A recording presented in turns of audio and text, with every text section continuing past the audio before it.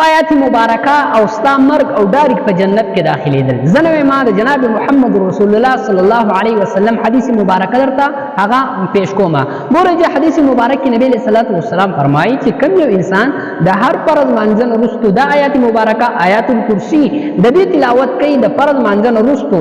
د مرګ او ډایرک په جنت کې داخليدل. دې چې څنګه مل شي الله رب العالمین ډایرک د جنت هغه مناظر د شروع کی او دې الله په جنت کې داخل کی. زما عزت مندو ګورئ دا یو مختصر آیات په کار دي چې د اهتمام کو او د هر فرض مانځنه وروسته چې کوم دی د آیت الکرسی اهتمام ضرور کو. زما عزت مندو اوس آیت الکرسی چې کوم دی دا مونږ وایو نو دا د فرض نه وروسته فورا ویل پکار دي کده سنت نه وروسته ویل پکار دي. د سنت نه وروسته کده فرض نه وروسته ګورئ جو علما فرمایي چې د فرض او د سنت په منځ کې ډیر زیات اوږده وقفه کول دا افضل نه دي چې سړی ډیر دعاګانې غواړي یا چې کوم نه هغه اوږده ذکر اذکار کوي او سنت داغي نه وروسته دي بلکې د فرض او د سنت په منځ کې ډیر زیات